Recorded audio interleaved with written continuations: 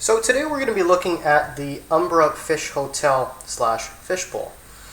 If you've seen my previous videos, you probably already know that I purchased this on sale for about $20 from a store in Toronto, and I really didn't like the idea of a betta fish going into this tank, being that it's a 2-gallon tank. I did some further research on this, and betta fish can actually fit in a tank that's 1 gallon and still be satisfied. 2-gallon, I guess it would be a little bit better. Obviously larger tanks would make the fish happier. That being said, I've already spent the $20. I've purchased the Umbra product, and it's been sitting on my shelf for the last while. As I said, I've done some further research, and I've decided that I am going to be putting a betta fish in this tank. This video is basically step 1 of preparing your tank for a betta fish. So this is not recommended for other fish, although some of the items that I'm going to be covering does apply to other freshwater fish. So first of all, let's look at the product. The product, this is the tank that the fish goes in. You'll see it's a little bit dirty here. That's because I did already do a preparation of this tank a couple of months ago, and just left it. I didn't actually put a fish in there, so it's got some calcium buildup on the side there. First thing I'm going to do is I'm going to remove these decals of betta fish that comes with this tank. Now it looks cute and all, and some people may decide I'm going to keep the decals on there. One thing to note about this is if you're putting a betta fish in here, they're going to look at this decal and that fish is going to flare.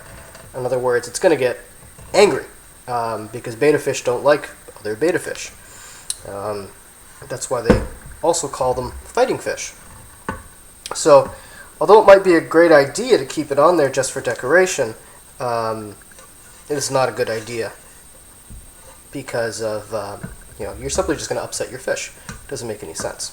So I'm just going to peel off these decals.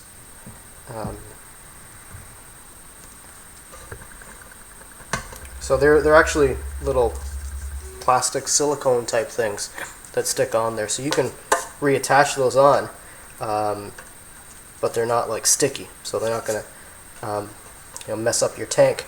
Unlike the product, great, I just spilled water on my table. Unlike the UPC label on the bottom there, so I don't know why they included that on there. They had enough common sense to use plastic decals, but not the common sense to use plastic barcodes. So let me just put that down. So what we're going to do is we're going to take this tank, now that I've taken off all the decals. I'm then going to put it inside of this housing. This is the housing that it comes with, and you'll notice inside here is a piece of cardboard. So if you see my previous videos, this came with the packaging of the actual unit. It is not in there automatically, so you don't typically put this in here. I'm putting it in there simply to give this glass a little bit more support on the bottom. So I'm just basically putting support on the bottom there for that. So I'm just going to go ahead and slip this in. So one thing you want to do is just kind of hold it as it goes down, because you don't want it falling and breaking. So once you get it to the bottom, it's now in there, and as I've mentioned in the previous videos, the glass is slightly raised because of that cardboard that I put at the bottom here. Otherwise it wouldn't be. It would be actually flush with this top here. So I've chosen to put the cardboard there simply just for support on the glass.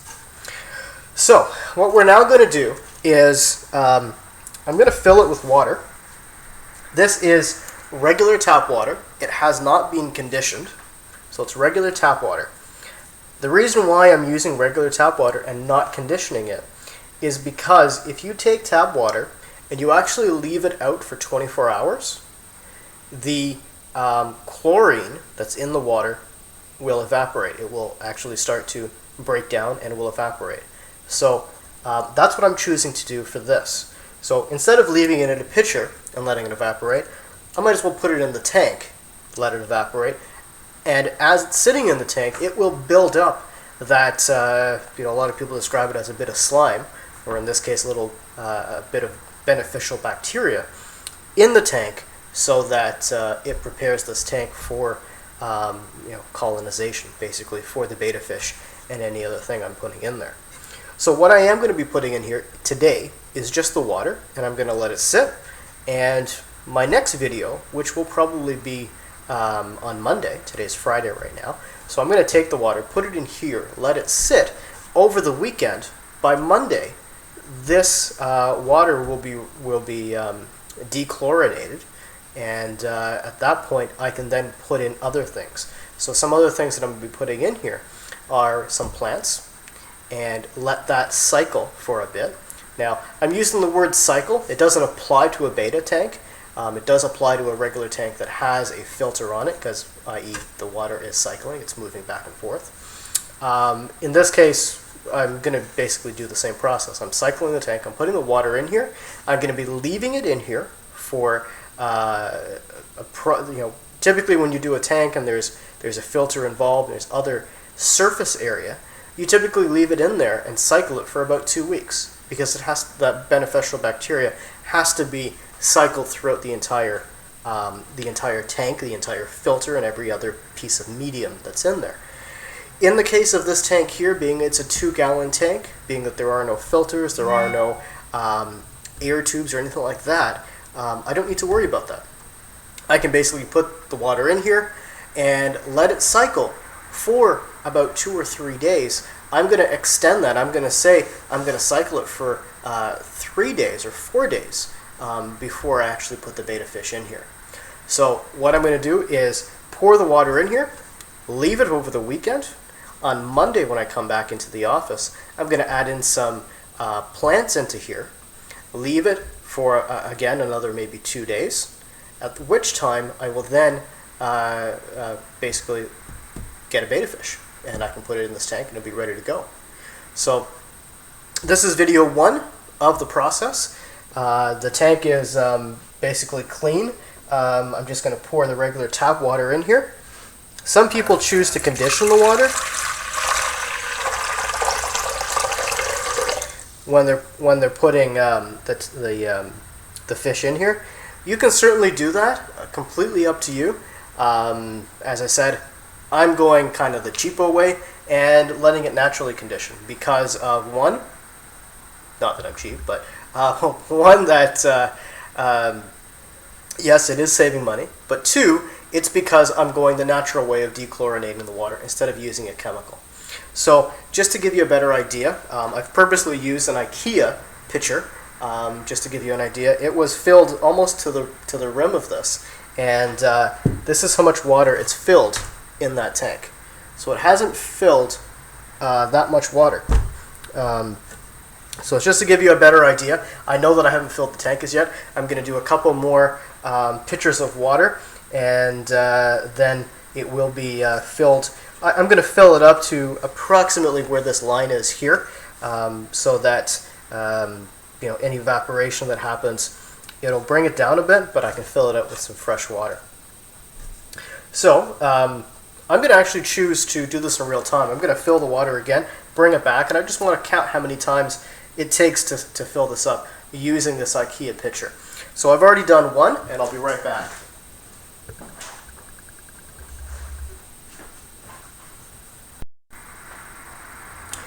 So this is IKEA pitcher number 2.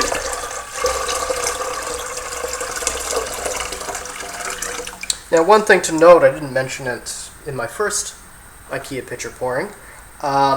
When you're pouring the water in here, you want to make sure the water is not hot water or warm water. You actually want to use cold water. Reason for that is because there are less chemicals in there, and it's also less likely to heat up the silicone for it to lose its contact with the glass. So you're not basically, destroying your silicone too early, because that silicone will eventually go, but you want to keep it there as long as possible. You don't want it to be damaged. So I'll be right back. Picture number 3. So here's picture number 3.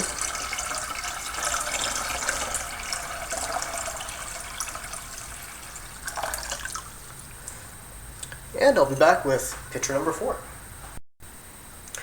Okay, so I'm back with picture number 4. Now I know how much space is left in this tank. It's not very much. So I'm just pouring it gently. I'm actually going to fill it almost close to the top of it.